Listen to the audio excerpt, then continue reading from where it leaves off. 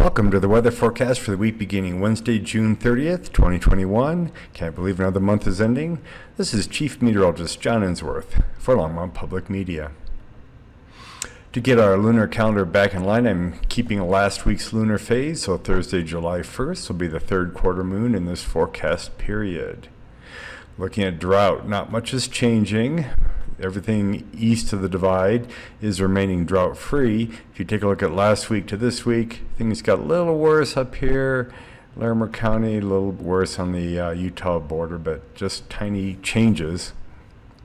We would like to see a lot more precipitation and moisture out west, but nationally, a little worsening of the drought in the northern plains and in the Pacific Northwest.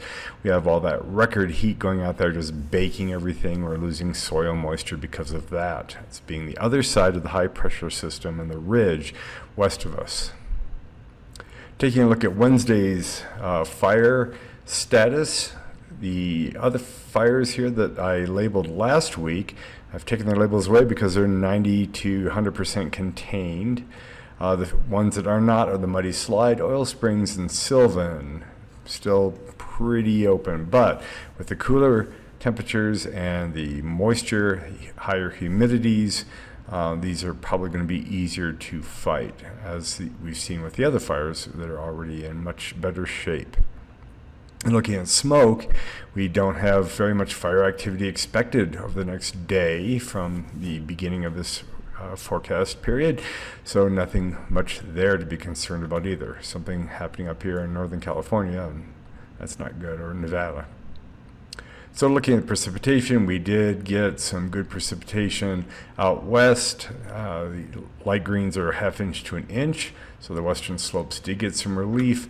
In the mountains, northern mountains, Palmer Divide on the plains, many areas getting 2 to 3 inches of rain. The water just keeps coming.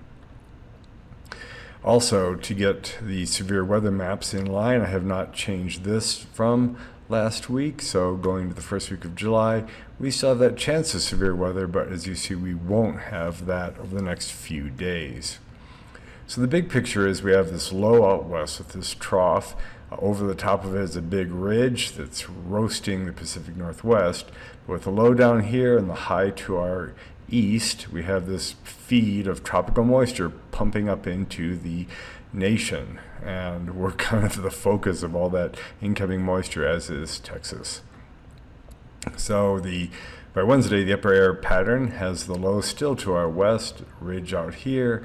We have the high to our east, and the green arrows show the moisture coming in. You can see that in the precipitatable water map as well, with good fetches of moisture coming in continuously. Without a strong jet stream aloft, without lots of cold air aloft, severe weather is not much of a problem at all. We have a chance of convection on Wednesday, day 2, and Thursday, day 3.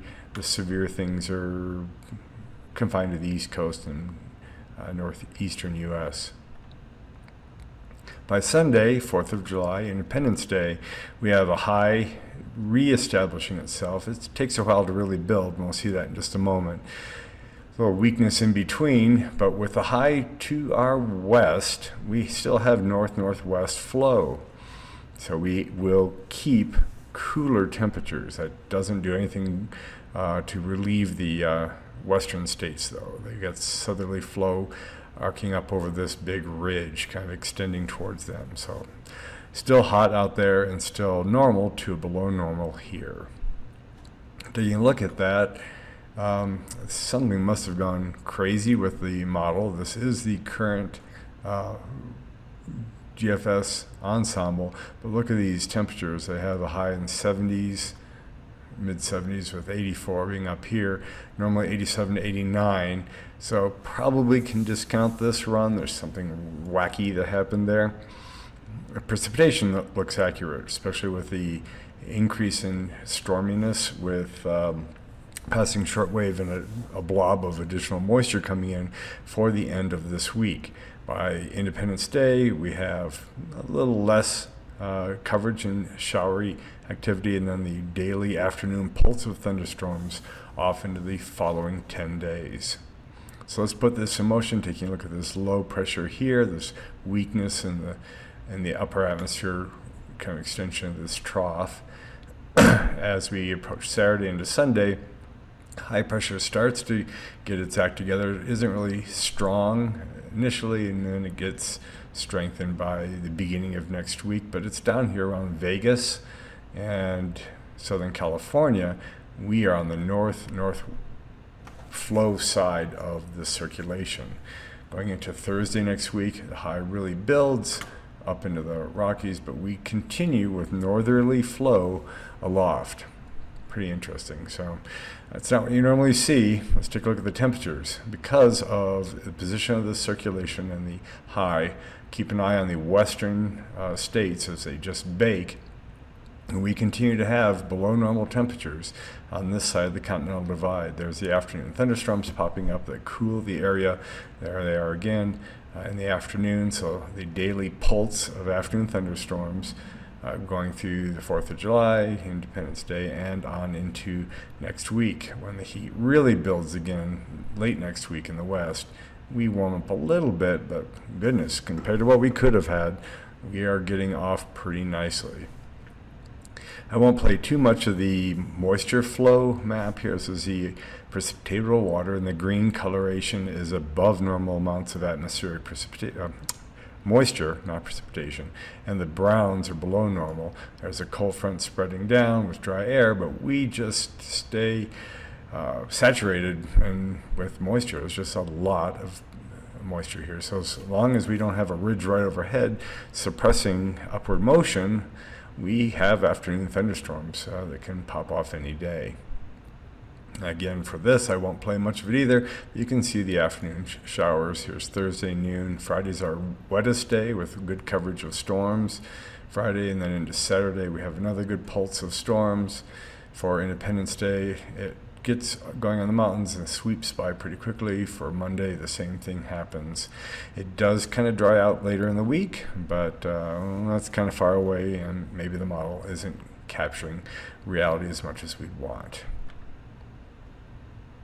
So over the next 5 days, the foothills, northern mountains, the Palmer Divide, Central Plains get good amounts of water. Add another 5 days to that, and the wet places continue to get wetter. There's still some rain chances on the western slopes. It's not completely dry except right here in the Four Corners area.